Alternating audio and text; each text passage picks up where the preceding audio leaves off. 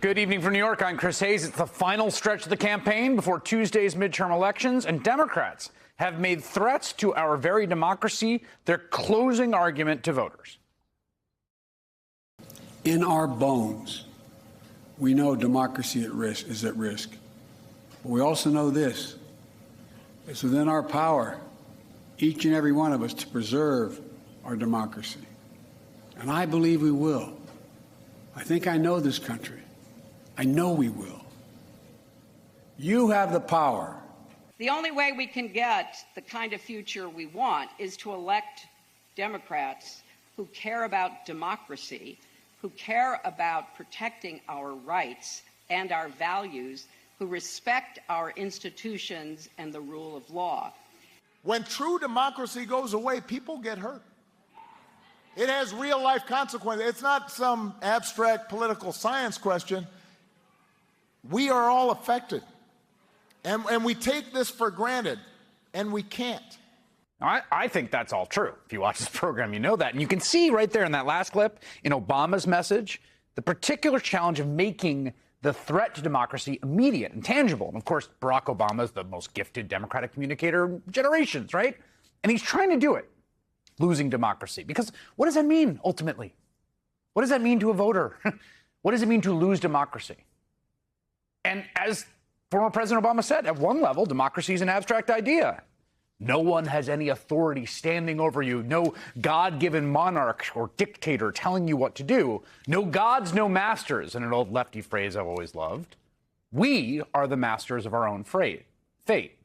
Just us directing ourselves together. We all come together, bound to each other through citizenship. We decide what our fates will look like. And that's the beautiful, sublime, radical core of the American project. But political leaders, I think, sometimes neglect to explain what all that means in practice.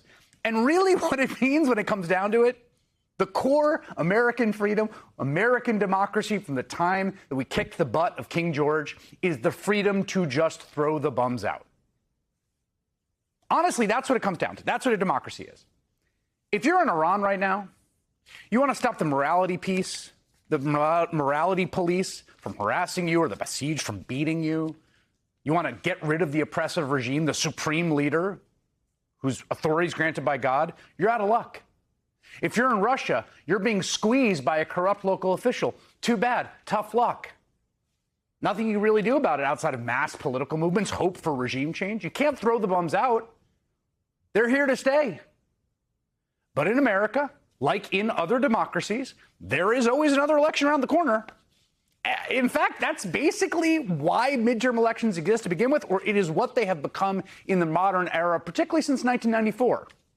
Every 2 years, they offer voters a chance to voice their discontent with the direction the country's taking. And voters take that chance. They take that opportunity. 2006, voters were mad about Republicans' handling of the Iraq War, which was increasingly viewed correctly as a colossal mistake. And the answer, throw the bums out. Democrats won 32 seats in the House. 2010, lots of voters were scared about President Barack Obama's signature health care bill, the Affordable Care Act. Republicans won 64 seats in the House. Then 2018, another midterm. The Affordable Care Act, by then, pretty popular. Voters are scared of it being taken away. They didn't like Republicans trying to repeal it. So guessed it. You guessed it. They threw the bums out. Democrats won 41 seats in the House. That's basically how it works, how it's supposed to work at some level. You know, elections represent a feedback mechanism, a way of registering discontent that in some ways is the bedrock of what democracy means. We've got two parties in this country. We've got what's called a first past the post system. Two parties, two big coalitions. They're unwieldy and complicated. When one of them has power in all branches of government and you don't like the way the country's going, you fire them or you fire some of them.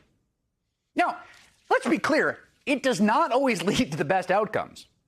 I think the 2010 election was a disaster. It made the country worse. It ushered in austerity and terribly anti-democratic gerrymandering. And that mechanism does not always ascribe blame to the right people at all. But it's kind of what we got. It's the basic mechanism of feedback. It's the way the system more or less functions. It's what democracy means. And the problems arise when you can't throw the bums out.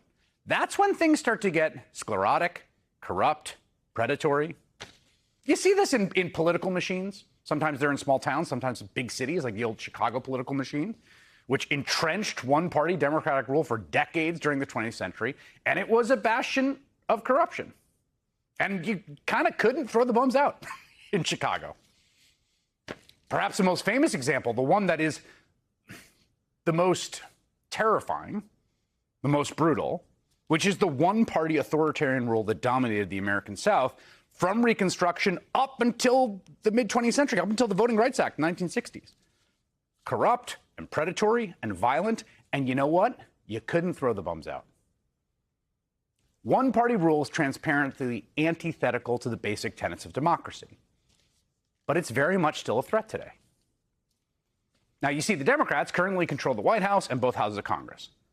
But if you throw them out, which lots of people want to do, the bums who replace them, the MAGA extremists, are going to make sure you cannot do the same to them.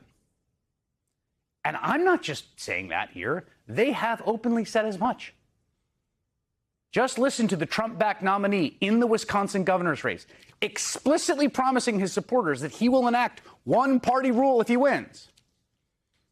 It's all about the acronyms. It's all about LGBTQ and CRT and BLM. I just want to go to work, raise my family, go to church on Sunday, go to my kid's ball game, and the Democratic Party doesn't care about any of that. Republicans will never lose another election in Wisconsin after I'm elected governor.